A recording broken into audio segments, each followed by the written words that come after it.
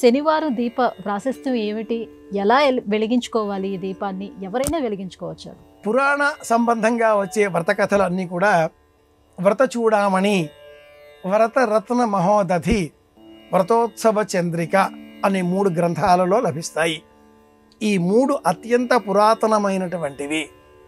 వీటి తర్వాత కాలంలోనే వ్రతరత్నాకరం, 6 వ్రతములు, 28 వ్రతములు అనే పుస్తకాలు వచ్చాయి.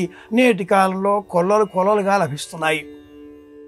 పురాతనమైన వ్రత చూడామణి అనే గ్రంథంలో హేమాద్రి అనే పేరుతో ఉన్నటువంటి చతుర్వర్గ చింతామణిలో భద్ర చతుష్టయాది వ్రతాలు, ఈ శనివార వ్రత గ్రంథాలు ఇవన్నీ కూడా అందులో చెప్పబడి ఉన్నాయి. ఆదిత్య పురాణం అనే ఉపపురాణంలో ఈ శనివార దీపారాధన విశేషం ఉన్నది. ఆ పురాణాన్ని అనుసరించి కుమారస్వామి కృత, త్రేత, ద్వాపర, కలి యుగాలలో వివిధ నామాలు ధరించి మనకు సంకల్పములు తీర్చే విధంగా వ్రతాలను అనుసరించమని బోధించి ఉన్నారు. ఆ కుమారస్వామిని కృతయుగంలో, త్రేతాయుగంలో, ద్వాపర యుగంలో స్కందుడు అని, శరవణ భవుడు అని, కుమారుడు అని పిలుస్తూ కలియుగంలో వెంకటేశ్వర స్వామి అని పిలవాలి అని ఆదిత్య పురాణం బోధిస్తుంది.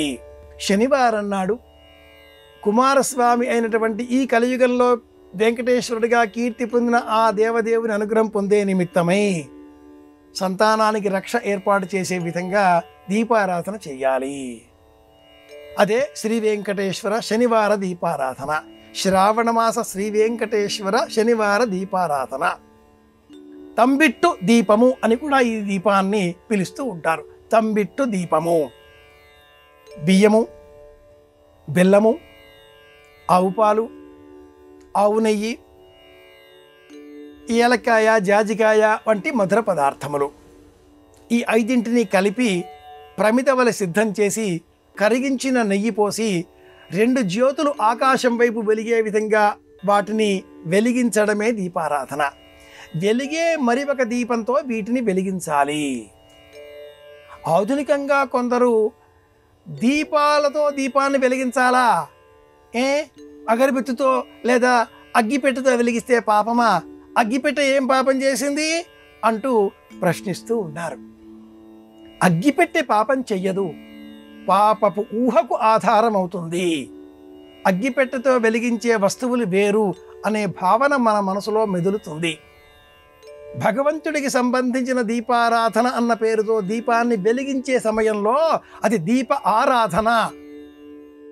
వెలిగించే మరి ఒక దీపాన్ని చేతబుచ్చుకొని జ్యోతిష్మతీం త్వా సాధయామి, జ్యోతిష్కృతం త్వా సాధయామి, జ్యోతిర్విదం త్వా సాధయామి, భాస్వతీం త్వా సాధయామి, బోధయంతీం త్వా సాధయామి, దీప్యమానాం త్వా సాధయామి, రోచమానాం త్వా సాధయామి మంత్రాలు వస్తే చెబుతాం. లేదా దీపస్వం బ్రహ్మరూపోసి జ్యోతిషాం పితృవ్య శ్లోకాలు. ఏది రాకపోతే దీపరాజాయ నమః.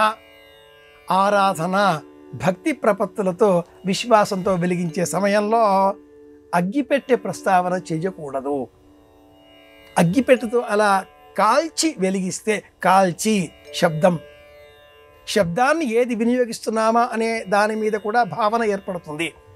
దీపారాధన చేసిన తర్వాత ఆ చేతిలో ఉండే అగ్గిపుల్లని ఉఫ్ అని ఊపేస్తాం, తప్పు. ఇలా దులిపేస్తాం, కొంత మేరకు నయమే.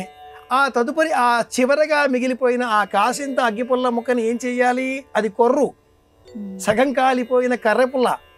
అది ఎక్కడ వెయ్యాలి? దానికి బదులుగా మరి ఒక దీపం ఎక్కడో వెలిగించి మన చేతికి తెచ్చిస్తే అతిథి లేక దీపారాధన చేసే వ్యక్తి శ్రీ వెంకటేశ్వర దీపారాధన. దీపం వెలిగించిన తర్వాత ఈ దీపం వెంటనే ఆర్పివేయరాదు. పెద్దవారు విద్యాబుద్ధులతో పిల్లలకు బుద్ధి చెప్పినట్టుగా దీపంతో దీపం వెలిగిస్తే ఈ దీపం వెలిగిన మరుక్షణం, అంటే చిన్నవారికి వివేకం కలిగిన మరుక్షణం పెద్దవారు వెళ్ళిపోవలసిందేనా? వాళ్ళు ఉండాలిగా. కనుక దీపంతో దీపం వెలిగించాలి, అగ్గిపుల్లతో కాదు. ఎందుకు వద్దన్నారు అంటే అగ్గిపుల్లతో వెలిగించే వస్తువుల ఉనికి వేరు, ఆ జ్ఞాపకం, ఆ ధోరణి, ఆ ఊహ శుభకరమైనవి కావు. అందుకని చెప్పారు మనవారు. దీపారాధన చేద్దాం. శనివార దీపారాధనతో కుమారస్వామి అనుగ్రహం పొందుదాం.